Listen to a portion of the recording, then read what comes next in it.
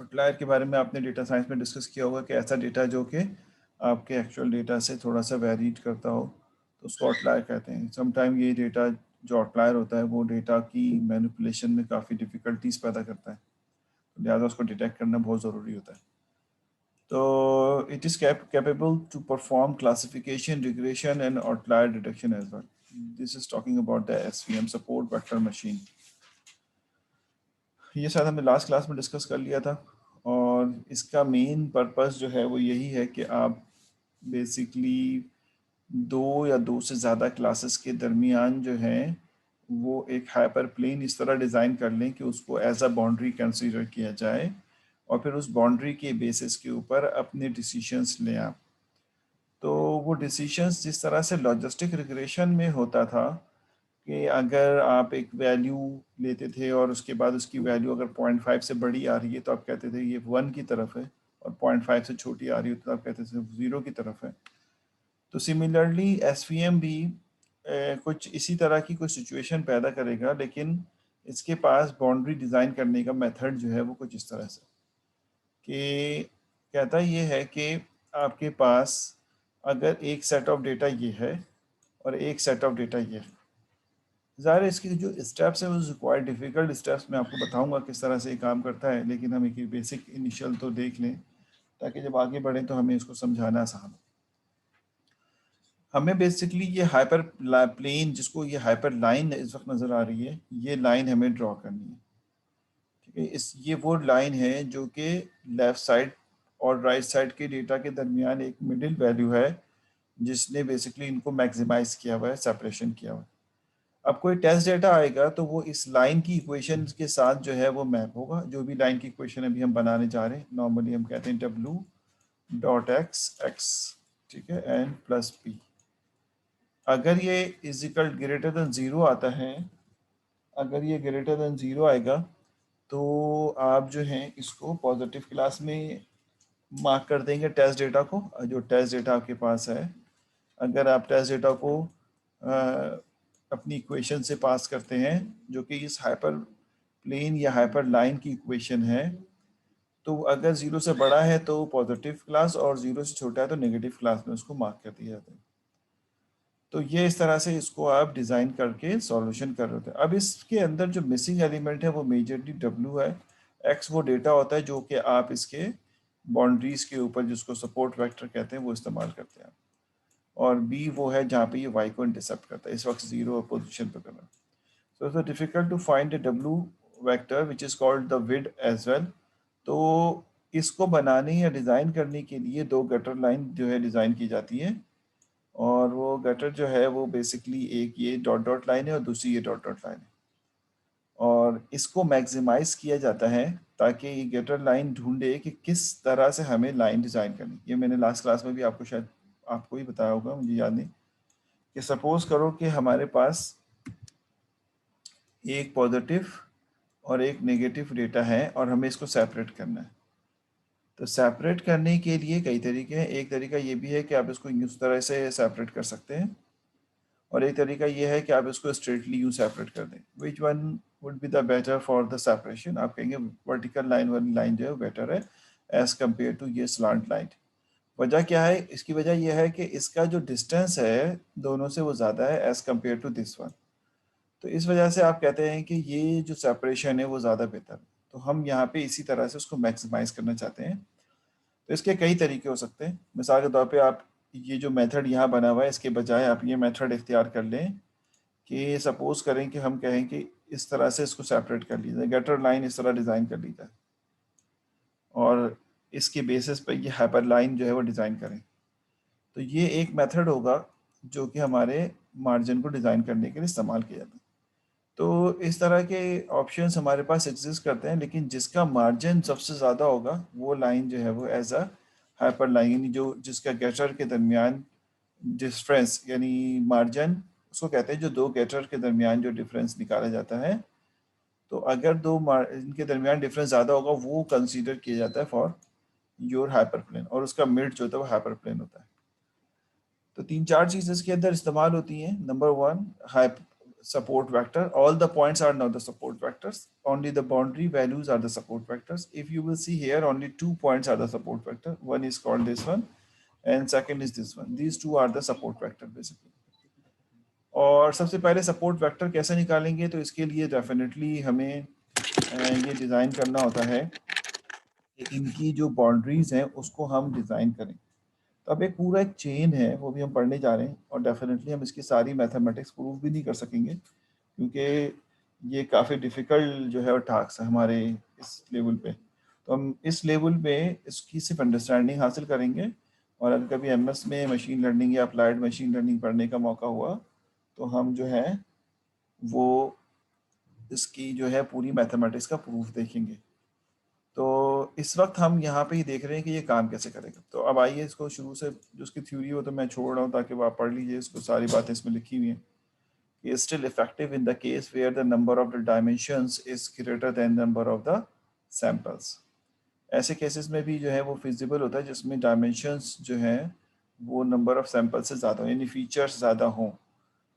उसके बाद different kernel function can be specified for the decision function that also make the word star. ये जो colonel function का word यहाँ पे इस्तेमाल हुआ is very tricky. Kernel function क्यों इस्तेमाल करते हैं, वो कहता ये है कि आपके पास ये तो बहुत आसान डेटा है कि कुछ प्लस के हों कुछ माइनस के हों, और दोनों के दरमियान एक लीनियरली सेपरेबल, सॉरी माइनस है, लीनियरली सेपरेबल लाइन को डिज़ाइन कर ली जाए जिसको हाइपर प्लेन का है, और यहाँ से ये गटर लाइन इसकी डिज़ाइन कर ली जाए। This would be very easy. और इस हाइपर प्लेन की मैक्सिमाइजेशन के ऊपर एसवीएम काम कर रहा होता है। बट क्योंकि ये but it would be very difficult कि आप ये कहें कि आपकी लाइन जो है वो थोड़ी सी इसके ऊपर ओवरलैपिंग भी, यानी ये प्लस वाले साइन हैं और माइनस साइन जो है वो इसके अराउंड में इस तरह दिया हुआ सपोज करो। अब आपके लिए ये बहुत डिफ़िकल्ट है कि कोई लाइन इसके अगेंस्ट में, आप तो सिर्फ एक सर्कल ही बना सकते हैं, तो वो डेफिनेटली हम कर सकते हैं, लेकिन इसको बनाने के लिए हमें बड़ी मेहनत करनी पड़ती है। सोचना पड़ता है कि कितने डायमेंशन का डेटा जो है, यानी कितने डायमेंशन का डेटा है और कितने पॉलिनोमियल कौन सा होना चाहिए। तो इन चीज़ों को सेव करने के लिए कर्नल जो है वो इस्तेमाल किया जाता है। ठीक है, कर्नल इस्तेमाल, कर्नल का काम क्या है, जो वर्ड एसवीएम में होता है ना बहुत, तो एसवीएम में जो सपोर्ट वेक्टर मशीन में, अच्छा इसके दो वर्जन हैं, एक कहलाता है सपोर्ट वेक्टर क्लासिफायर और सपोर्ट वेक्टर मशीन। क्लासिफायर में कर्नल का कॉन्सेप्ट नहीं है, मशीन में कर्नल का कॉन्सेप्ट। क्लासिफायर कहता है कि पॉलिनोमियल बनाओ इसका, जो एक मुश्किल काम है। इसी की अपग्रेडेशन है कि वो जो है वो कर्नल फंक्शन डिज़ाइन किया गया मशीन के अंदर। जब हम कहते हैं सपोर्ट वेक्टर मशीन तो इसका मतलब है कर्नल फंक्शन इस्तेमाल करेंगे। कर्नल का ताल्लुक इस तरह से है कि अगर ये 2 डायमेंशनल डेटा है x1 और x2, सपोज कर रहा हूँ मैं, और ये एक दूसरे के साथ इस तरह से जी जी, एसवीसी और एसवीएम, बिल्कुल सही फरमाया आपने। सपोर्ट वेक्टर क्लासिफायर और सपोर्ट वेक्टर मशीन। मशीन के अंदर जो सपोर्ट वेक्टर मशीन है इसमें कर्नल का कॉन्सेप्ट एग्जिस्ट करता है। और आप कहते हैं कि कर्नल काम क्या करेगा, कर्नल जैसा भी है, आरबीएफ है, लीनियर है, क्वाड्रेटिक है, गॉसियन है, लैप्लाशियन है, जिस तरह की भी कर्नल्स हैं, लेकिन एक्चुअल मकसद इस लेवल कर्नल का क्या है, तो कहता है कर्नल का मेन मकसद ये है कि अगर आप इस तरह के पॉलिनोमियल सेपरेशन में फंसे हुए हैं तो वो क्या करता है, इस डेटा को हायर डायमेंशन में कन्वर्ट करता है, यानी लोअर डायमेंशन से, यानी 2 डायमेंशन से हो सकता है आपको 3 डायमेंशन में ले जाए, 4 डायमेंशन में ले जाए, इस तरह से कि जब इनके दरमियान सेपरेशन जो है वो लीनियर हो जाए, यानी सेपरेशन जो है वो लीनियर फॉर्मेट के अंदर आ जाए। यानी अगर ये 3 डायमेंशन में चला जाता है तो प्रॉबेबली हो ये सकता है कि अगर आप उसको 3 डायमेंशन में लेके चले जाएंगे तो हो सकता है कि प्लस वाले और माइनस वाले साइन जो हैं, जो फॉर्मूला लगेगा इसके पीछे, रेडियल बेसिस का फॉर्मूला या जो भी फॉर्मूला आप लगा रहे हैं कर्नल का, तो कर्नल इसको उठा के इस तरह से मैप करा देगा कि ये दो सेपरेट अलग अलग जैसे हमें नज़र आ रहे थे नॉर्मल डेटा इस तरह से, तो फिर हमें इसको सेपरेट करना आसान हो जाएगा। तो ये जहन में रखिएगा कि हम कर्नल फंक्शन एसवीएम में जो इस्तेमाल करते हैं उसका मेन मकसद जो है वो ये होता है कि आप लोअर डायमेंशन से हायर डायमेंशन के अंदर मूव करते हैं। कोई पूछेगा कि क्यों करते हैं, तो बेसिकली इसका आंसर ये है कि नॉन पॉलिनोमियल सेपरेशन को लीनियर सेपरेशन के फॉर्मेट में लेके आने के लिए। तो इस तरह से आपको आसानी हो जाती है। एसवीसी क्या करता है? एसवीसी ये करता है कि जो डेटा नॉन पॉलिनोमियल होता है उसको नॉन पॉलिनोमियल में डिज़ाइन करता है। तो इस दोनों ही वर्किंग कर रहे होते हैं, तो उसकी एक शक्ल जो है वो एसवीएम है, जो कि कर्नल वैल्यूज को इस्तेमाल करता है। कर्नल कैसे आए, कैसे बने, हम अभी इस पर डिबेट नहीं करेंगे, सिर्फ ये देख लेंगे कर्नल फंक्शन होते कौन कौन से हैं और हमें क्या इस्तेमाल करना चाहिए। बेसिकली जब भी मशीन लर्निंग लगाते हैं तो हम सारे वेरिएशन के साथ इस्तेमाल करते हैं ताकि हमें हर एक की वेरिएशन का आंसर नज़र आ जाए। हम बगैर देखे, क्योंकि डेटा की कनेक्टिविटी हम देख नहीं पा रहे कि वो बेसिकली क्या कहते हैं उसको, डेटा जो है वो पॉलिनोमियल है या अनपॉलिनोमियल कनेक्टेड है, तो हम इसलिए आरबीएफ वगैरह के जैसे कर्नल इस्तेमाल करते हैं। तो अब ये जो इसकी बातें इसमें लिखी हुई हो तो आप डेफिनेटली पढ़ लेंगे, मैं इसको सारी बातें आपको थोड़ी थोड़ी करके बता ही रहा हूँ कि the main objective of the support vector machine is to segregate the given data in best possible way. यानी आपका बेहतर अंदाज होता है कि आप उसको सेग्रीगेट करें दो या दो से ज़्यादा डेटा को। when the when the segregation is done, the distance between the nearest is known as the margin। जब segregation हो जाता है तो ये दो गटर लाइन होती है, इसका डिफरेंस जो है वो मार्जिन कहलाता है। The approach is selected to the hyperplane with the maximized possible margin between the support vector in given data set। और हमारा मेन मकसद गटर लाइन के दरमियान एक हाइपर प्लेन बनाना होता है। प्लेन का वर्ड इसलिए यूज कर रहे हैं कि लाइन के बाद जितनी भी चीजें बनती हैं वो प्लेन फॉर्मेट में होती हैं, तो प्लेन जो है वो डिजाइन करते हैं। और वो सपोर्ट वेक्टर जो इस्तेमाल होता है उसके बीच में होता है, सारे पॉइंट सपोर्ट वेक्टर नहीं होते, जिस पे गटर लाइन बनी हुई होती है वो सपोर्ट वेक्टर होते हैं। ये भी आपको नजर आ जाएगा थोड़ी देर में मजीद फर्दर डायग्राम। जैसे ये डायग्राम मैंने भी आपको थोड़ी देर पहले बताया था कि इसमें ये जो ग्रीन ये वाली लाइन पॉइंट है और ये वाला पॉइंट है, सिर्फ ये दो पॉइंट जो है सपोर्ट वेक्टर है। इन्होंने यहाँ पे दिया हुआ भी है सपोर्ट वेक्टर्स कौन से हैं, सिर्फ ये दो पॉइंट्स हैं। हाइपर प्लेन कौन है, ये है। मार्जिन कौन है, ये। तो इसका मतलब है कि हमें स्टेप बाय स्टेप डिजाइनिंग शुरू करनी होती है। यानी पहले आप ये ढूंढेंगे कि सपोर्ट वेक्टर्स कौन से हैं। लाइन और प्लेन में फ़र्क ये होता है, अगर हम जनरल मैथमेटिकल फॉर्मेट में देखें तो लाइन बेसिकली टू डायमेंशनल में बनाई जाती है। दो डायमेंशन के दरमियान जो चीज़ डिज़ाइन होती है वो लाइन होती है। लेकिन थ्री डायमेंशन में जब आप कोई चीज़ डिज़ाइन करते हैं इसी को बनाने के लिए, तो नॉर्मली आप प्लेन बनाते हैं। प्लेन कहते हैं जैसे आपकी कॉपी का पहला पेज या आपकी कॉपी का टाइटल हार्ड कवर, तो वो प्लेन होता है। यानी प्लेन खुद जो है वो टू डायमेंशनल होता है। समझ आ रही है? यानी इस तरह से आप कोई प्लेन बनाएंगे, ये तो दिस इज कॉल्ड प्लेन। और उसके बाद जितने भी होंगे वो सब प्लेन कहलाते हैं, इसलिए हाइपर प्लेन कहलाता है। तो ये जो पॉइंट है ये आपके सपोर्ट वेक्टर्स है। इसको ढूंढना एक मुश्किल काम है कि किस तरह से ढूंढेंगे कौन सा हाइपर प्लेन है, हाइपर सॉरी सपोर्ट वेक्टर्स है। सपोर्ट वेक्टर अगर मिल जाता है तो फिर उस पर गटर लाइन बनाई जाती है, उसको मैक्सिमाइज किया जाता है। मैक्सिमाइज करने का मतलब ये है, जैसे मैंने कहा, कोई कहे कि यही क्यों आपने सपोर्ट वेक्टर से यूज किया, ये तीन पॉइंट सपोर्ट वेक्टर क्यों नहीं चूज किए, आप यूं लाइन बना लेते।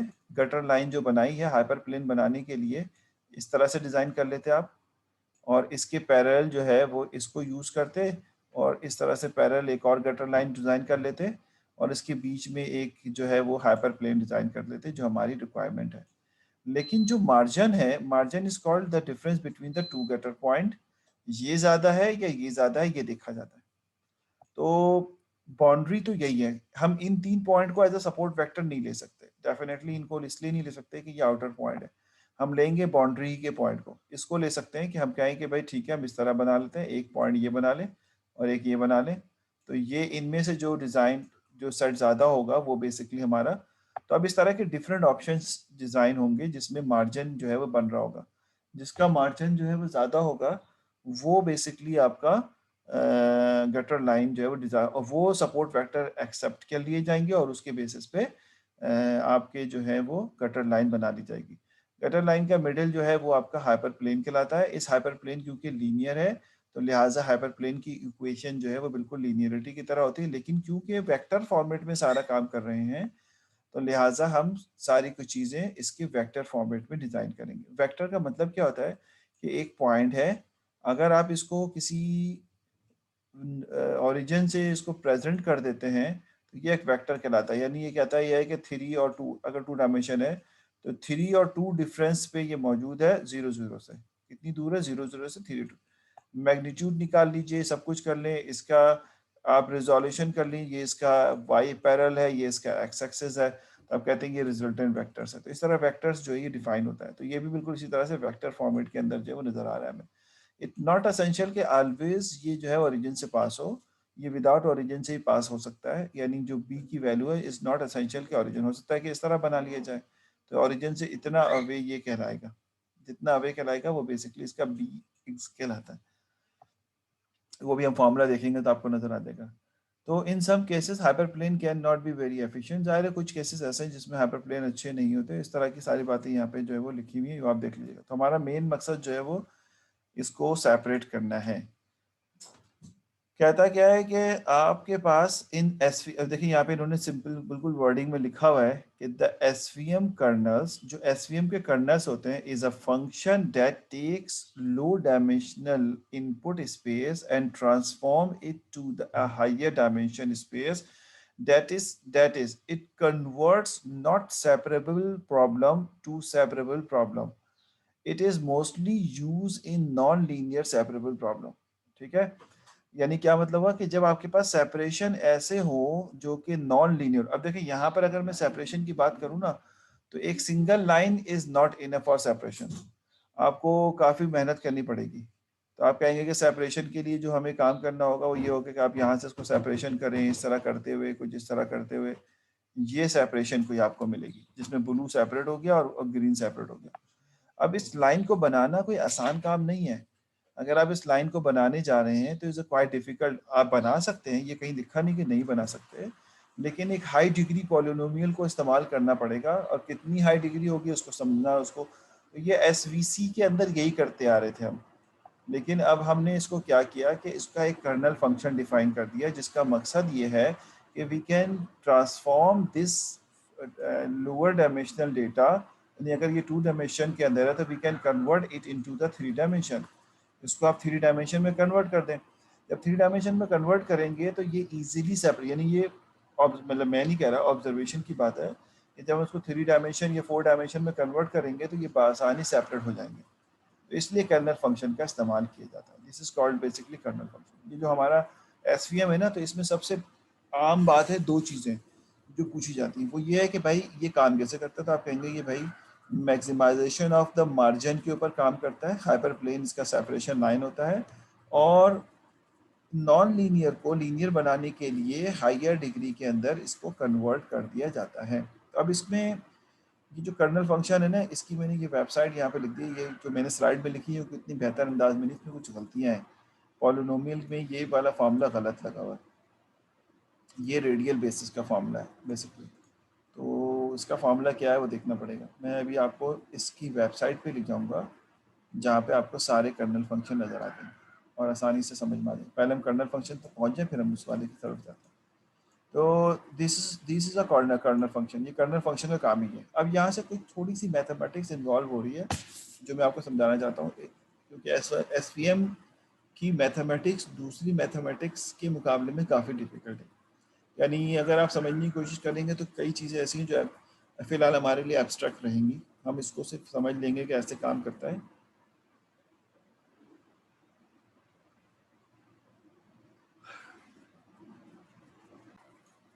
तो अब वो कहता है कि इसकी मैथमेटिक्स को थोड़ा समझ लेते हैं ताकि हम ये देख सकें कि मैथमेटिक्स क्या है इसकी।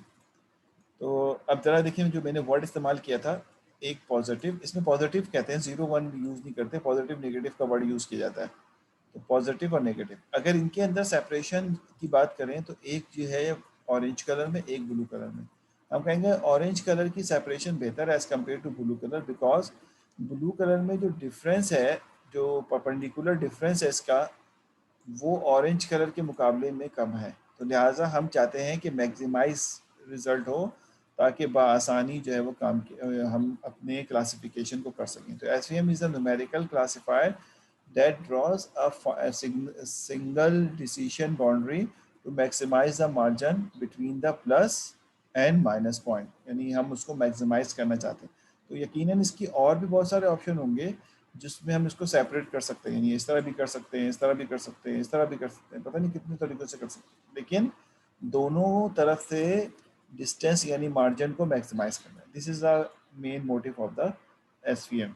विच boundary is the better for separation, कौन सी बाउंड्री जो है वो सेपरेशन के लिए इस्तेमाल होगी, तो हम यहाँ पे कहेंगे डेफिनेटली ए जो है सेपरेशन के लिए बेस्ट है। ये तो एक बात हो गई कि हमें ये बात समझ आ गई कि हम मार्जिन को मैक्सिमाइज कर रहे होते हैं अपने काम में। अब वो एक एग्जांपल देके समझाने की कोशिश करता है कि सपोज करो कि ये हमारे पास डेटा सेट है प्लस प्लस माइनस माइनस, ये 4 डेटा सेट यहाँ दिए हुए हैं, तो हमें इनको बेसिकली सेपरेट करना है। तो हमने जैसे अभी बताया, समझने के लिए अभी नॉन मैथमेटिकल फॉर्मेट में समझने के लिए देखा जाए तो ये 2 पॉइंट गटर लाइन के तौर पे इस्तेमाल होंगी, ये पॉइंट गटर लाइन के तौर पे इस्तेमाल होगा, 2 रेड पॉइंट हमने एज अ गटर इस्तेमाल कर लिए और फिर इनके दरमियान के एक ग्रे कलर की लाइन ड्रॉ करके हमने यहाँ पे एक सारे के सारे वेक्टर फॉर्मेट में, ये एक वेक्टर फॉर्मेट में हमने इसका एक बाउंड्री वैल्यू जो डिसाइड कर ली। बाउंड्री वैल्यू जहाँ से पास हो रही 1.5 है बेसिकली।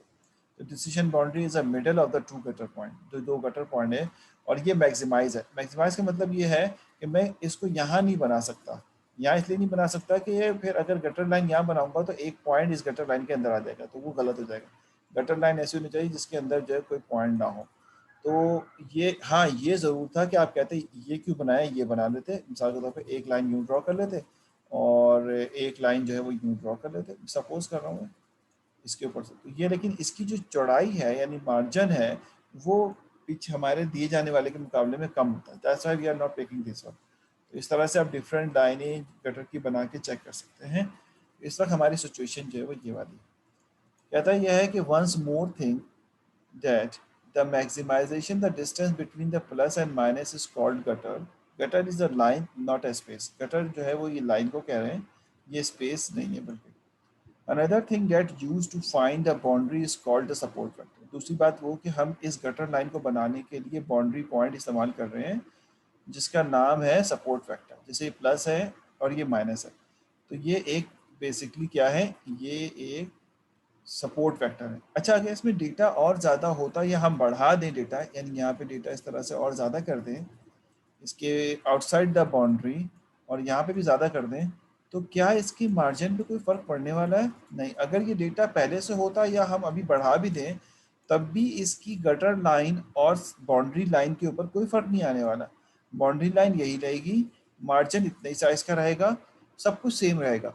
तो ये एडवांटेज इसके अंदर एग्जिस्ट करता है कि अगर आपके पास डेटा अपने एसवीएम को ट्रेन करने के बाद कोई ऐसा डेटा आता है जो कि मार्जिन के अंदर ना लाई करे, तो फिर आपको दोबारा इसकी ट्रेनिंग करने की ज़रूरत नहीं पड़ती, वो ऑलरेडी ट्रेंड होता है। आप भले कितना ही डेटा पॉइंट ऐड कर दें इसके आउटसाइड के ऊपर, ये डेटा ऑलरेडी ट्रेंड है, जो ट्रेंड हुआ हुआ है। क्यों? क्योंकि यही 3 point as a support factor इस्तेमाल होंगे और दूसरे कोई पॉइंट सपोर्ट फैक्टर के लिए इस्तेमाल नहीं किए जा सकते।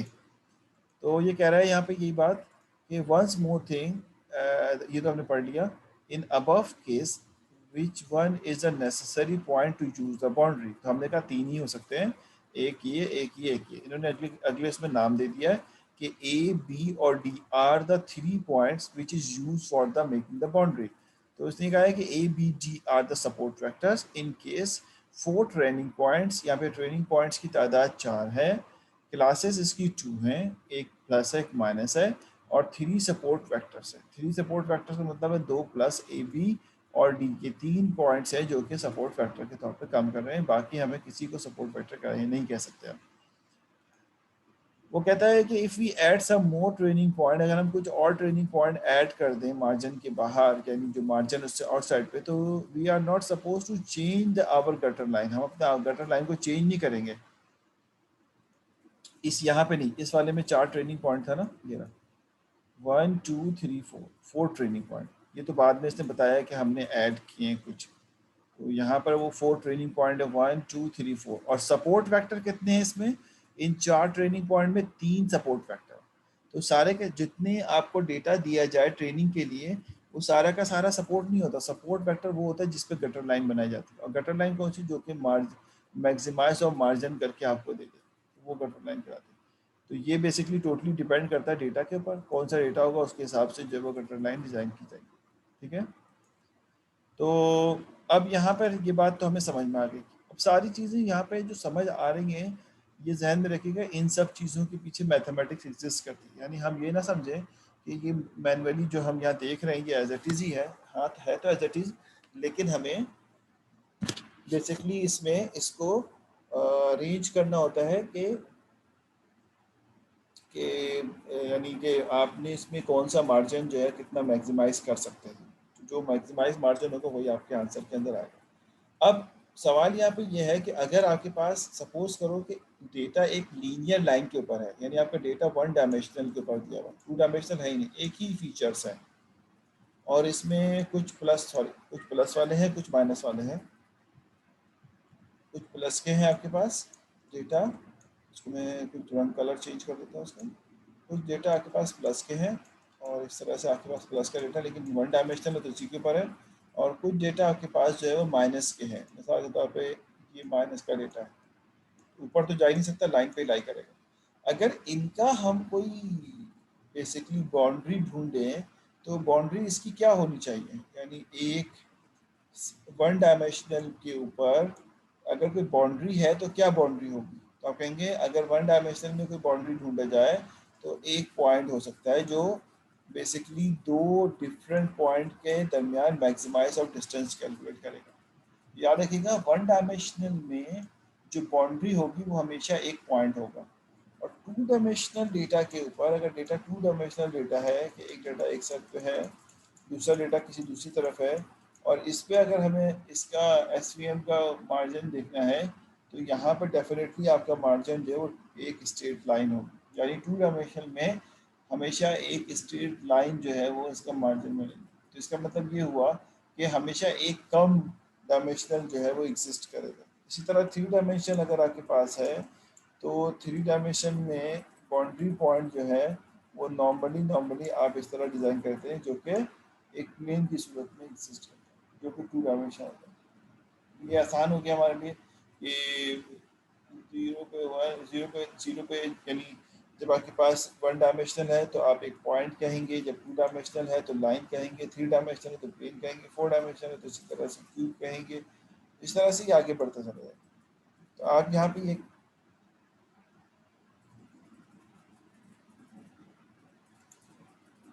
हाँ आप यहाँ पे ये कहेंगे कि देखें अगर वन डायमेंशन है तो बाउंड्री पॉइंट होगा, टू डायमेंशन है तो बाउंड्री लाइन होगी, थ्री डायमेंशन तो बाउंड्री प्लेन होगी, और इसी तरह फोर डायमेंशन, फाइव डायमेंशन और इस तरह चलता है। अब कहता है कि सबसे अहम बात, मैं इस पर ज़्यादा डिटेल में नहीं जाऊँगा क्योंकि अगर हम इसकी डिटेल में गए तो तीन लेक्चर, दो तीन लेक्चर तो इसी पर रख देंगे एसक्यूएल पे। तो हम अभी सिर्फ एक जनरल आइडिया ले रहे हैं कि ये काम कैसे करेगा और फिर हम इसके एक न्यूमेरिकल सॉल्व कर लेंगे। इसलिए आपने उन मेन बातों को समझना है जो यहाँ पे समझाई जा रही है। देखें भाई, सबसे अहम बात यह है कि जो डेटा आपको दिया जाएगा आप इसकी बाउंड्री कैसे, हो सकता है डेटा इसके अंदर भी बहुत सारा एग्जिस्ट करता हो प्लस का, इसकी बाउंड्री कैसे सेलेक्ट करेंगे, यानी आपको कैसे पता चलेगा इसकी बाउंड्री। एक तो अगर इसके बहुत सारे पॉइंट्स और भी हों, जैसे मैं अगर एक एग्जांपल यहाँ पे इस तरह दे देता हूँ कि आपके पास, क्योंकि ये बहुत सारी चीज़ें मिलके जो है ना वो एक कंसोलिडेटेड एल्गोरिथम डिज़ाइन हुआ है। मिसाल के तौर पर आपके पास कुछ प्लस के पॉइंट्स इस तरह दिए हुए हैं, ये प्लस के कुछ पॉइंट्स हैं आपके पास, ठीक है। आप जब वर्किंग करने चले जाएंगे ना तो कहता है कि बाउंड्री वैल्यू कैसे ज्वाइन करेंगे, बाउंड्री वैल्यू ढूंढेंगे कैसे ताकि आपका काम आसान हो जाए। तो एक कन्वेक्स हॉल मेथड कहलाता है, उस मेथड को इस्तेमाल करते हैं, और वो करता है क्या है, उसको कहते हैं rubber band method. Rubber band method ये होता है कि इसकी जो बाउंड्रीज होती हैं इनको आप कनेक्ट कर लेते हैं ताकि आपको आसानी हो। इसी तरह से जो माइनस वाला पॉइंट होता है इसमें भी आप यही कर रहे होते हैं कि आप बाउंड्रीज की वैल्यू को कनेक्ट कर लेते हैं, ये बाउंड्रीज की वैल्यू है इसको कनेक्ट कर लेंगे। उसके बाद ये देखा जाता है कि दो पॉइंट जो हैं वो कौन से नियरेस्ट हैं इसके, यानी माइनस और प्लस के हिसाब से, ताकि हम उन पॉइंट को सपोर्ट वेक्टर कह सकें। और फिर ये देखा जाता है कि कौन से आपस में कनेक्टेड है, जैसे ये दो पॉइंट आपस में कनेक्टेड है तो एक लाइन यूँ बन सकती है, यहाँ पर एक पॉइंट ये वाला, एक पॉइंट ये लाइन ये, लेकिन इन दोनों का पैरेलल होना ज़रूरी होता है। तो अगर पैरेलल नहीं हो रही होती दो दो पॉइंट से, तो फिर आप एक पॉइंट और एक लाइन पिक कर लेते हैं, ताकि पॉइंट के ऊपर आप, क्योंकि किसी पॉइंट के ऊपर आप किसी भी तरीके से लाइन ड्रॉ कर सकते हैं पैरेलल बनाने के लिए। लेकिन दो अगर पॉइंट हो तो इनको पैरेलल बनाने के लिए, सॉरी अगर ये माइनस का है तो अब ये पैरेलल नहीं बन सकते। अगर ये यूं जा रहे हैं तो आपको इन दोनों के थ्रू उसको यूं जाना पड़ेगा। लेकिन अगर आप इन दोनों के बजाय सिर्फ ये वाला पॉइंट सेलेक्ट कर लें तो आप आसानी पैरेलल बना सकते हैं इसके। तो इसलिए ये कन्वेक्स हॉल का एक मेथड है जो मैथमेटिक्स के अंदर एग्जिस्ट करता है, वो इस्तेमाल किया जाता है इस चीज़ को अचीव करने के लिए। अब अगर हम इसको पूरी फुल डिटेल में जाएं तो जाहिर है हमें काफ़ी, एक तो हार्ड भी है, नो डाउट, मैं इससे डिसएग्री नहीं करूँगा कि इसको पढ़ना और समझाना दोनों काफ़ी हार्ड है। तो अब मैं सारा कन्वेक्स हॉल मेथड समझाऊँ ये डिफ़िकल्ट है। इसको इलास्टिक मेथड भी कहा जाता है, रबर बैंड मेथड, सॉरी। तो वो मेथड के बेसिस पे आप इसकी बाउंड्रीज को तलाश करते हैं कि कौन से पॉइंट आपकी बाउंड्रीज के ऊपर एग्जिस्ट करते हैं। तो it uses how we figure out where the decision boundary goes.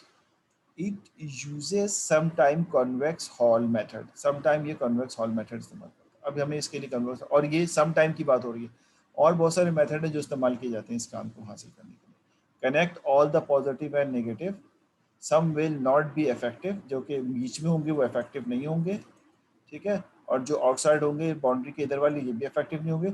Support vector 3 point are support vector, यहाँ पर जो हमें कॉन्वेक्स हॉल के थ्रू पॉइंट्स मिले हैं वो सिर्फ 3 मिले हैं, 1 2 और ये 3 पॉइंट है जो कि इस वक्त हमारे पास सपोर्ट वेक्टर के तौर पे काम कर रहे हैं। तो इस तरह से हम अपने सपोर्ट वेक्टर हासिल कर लेते हैं और उसके बाद फिर हम इसके ऊपर इसको मैक्सिमाइज करते हैं अपने रिजल्ट को, और इस बाउंड्री लाइन की इक्वेशन को ड्राइव करते हैं। तो यहाँ पे कहता है कि हो ये सकता है, कंडीशन ये है, समझने की कोशिश कीजिएगा। मैं फिर कह रहा हूँ कि हम हर चीज़ को अभी डायग्रामेटिक समझ रहे हैं, थोड़ी मैथमेटिक्स अभी मैं इन्वॉल्व करूँगा, पहले डायग्रामेटिक हमें समझ में आ जाए। तो हो ये सकता है कि जो आप सेपरेशन कर रहे हैं, यहाँ पे जो सेपरेशन आपने यहाँ पे की है, यहाँ पे जो थोड़ी देर पहले हम देख रहे थे इस जगह पे, तो ये सेपरेशन जो है इसके 3 डिफरेंट मोड हो सकते हैं। एक हो सकता है पॉइंट टू लाइन, यानी एक साइड पे पॉइंट हो और एक साइड पे लाइन हो, जैसे अभी नज़र आ रहा है आपको। तो पॉइंट टू लाइन ऐसा पॉसिबल है कि आप इस तरह की सेपरेशन करें। हो सकता है पॉइंट टू पॉइंट, दोनों तरफ पॉइंट आपके पास एग्जिस्ट कर, तो मैक्सिमाइज करें तो पॉइंट टू पॉइंट ही आपका आंसर आए। और तीसरा ऑप्शन है लाइन टू लाइन। तो अगर आप पॉइंट टू पॉइंट कर रहे होंगे, पॉइंट टू लाइन, तो आपको मैक्सिमम 3 पॉइंट चाहिए होंगे सपोर्ट फैक्टर में, सही है, यानी अगर पॉइंट है और लाइन है तो मैक्सिमम 3 पॉइंट चाहिए होंगे। पॉइंट टू पॉइंट करेंगे तो मैक्सिमम 2 पॉइंट चाहिए, और अगर आप लाइन टू लाइन करेंगे तो मैक्सिमम 4 पॉइंट चाहिए। तो सपोर्ट वेक्टर्स के जो पॉइंट होते हैं ये बहुत ज़्यादा तादाद में नहीं होते। जब आप सपोर्ट वेक्टर ढूंढ लेते हैं तो बाकी अदर पॉइंट्स बेसिकली यूजलेस हो जाते हैं, इस सेंस में कि आप मार्जिन को इस्तेमाल करने के लिए सिर्फ सपोर्ट वेक्टर यूज़ करते हैं, बाकी ट्रेनिंग पॉइंट की ज़रूरत नहीं होती, जिसकी वजह से ये थोड़ा फास्ट हो जाता है। तो अगर यहाँ पे पॉइंट टू लाइन कंसीडर हुआ है तो सिर्फ 3 पॉइंट्स ऐसे हैं जो कि सपोर्ट वेक्टर के तौर पे काम कर रहे हैं। अब यहाँ पे से शुरू करते हैं थोड़ी सी मैथमेटिक्स आपको समझाने के लिए, ताकि हमें थोड़ा सा काम समझ में आए कि कैसे हो। यहाँ तक तो हमने सारी की सारी जो है वो थ्योरेटिकल नॉलेज ले ली कि किस तरह से ये काम करेगा। अब कहता है कि हमारी जो इक्वेशन है इसकी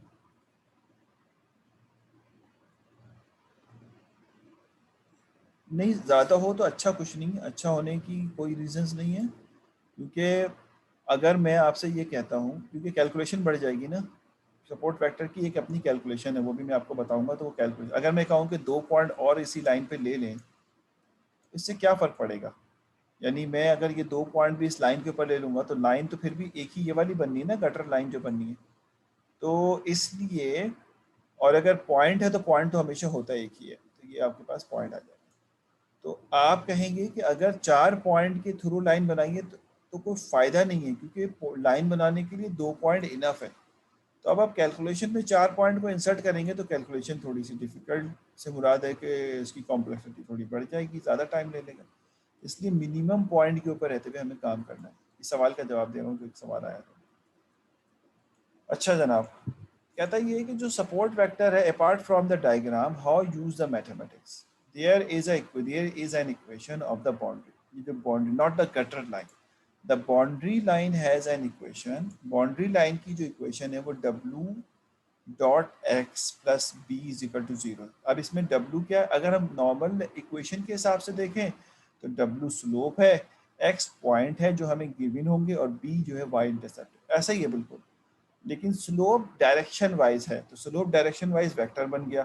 तो अब यहाँ पे मिसिंग एलिमेंट कौन सा है, W मिसिंग है और B मिसिंग है, पहले भी ऐसे करते रहे हम। तो अब इन्होंने इसको सॉर्ट आउट किया है यहाँ पे। तो कहता यह है कि ड्रॉ द डिसीजन बाउंड्री, इसके स्टेप्स हैं हाउ टू कैलकुलेट दिस। तो draw the decision boundary, write the equation for the boundaries, ठीक है, boundary sorry, and rewrite the equation in the form of W dot x plus b is equal to zero. ये री right का जो concept है वो मैं बताऊंगा कि री राइट क्यों करने के लिए कह रहा है। यहाँ पे इन्होंने इक्वेशन शो भी की है, अगर आप देखें तो आपको बआसानी नज़र आ रहा है कि ये इक्वेशन है W x minus b is equal to zero. अब मुझे थोड़ी सी कन्फ्यूजन है माइनस बी क्यों लिखा हुआ है इस डायग्राम में, एक्चुअल में तो प्लस बी है, माइनस बी इसने असल में इस डायग्राम के हिसाब से दी है। डायग्राम के हिसाब से का मतलब ये होता है कि जब आप अपने वाई एक्सेस से वेरिएट करते हैं ना, तो उसमें बताते हैं कि आपकी वैल्यू जो है वो माइनस साइड के ऊपर है, यानी जब आप इसको आगे की तरफ लेके जाएंगे तो ये वाई एक्सेस को कहाँ पे कट करेगा, माइनस पे कट करेगा, यानी माइनस डायरेक्शन में कट करेगा, इसलिए वो उसने यहाँ माइनस बी लिखा है, एक्चुअल में प्लस बी है। लेकिन आप ये देख रहे हैं कि क्योंकि ये माइनस साइड पे जाके आपकी लाइन कट करेगी इसलिए माइनस बी। सिमिलरली यहाँ पर ये जो गटर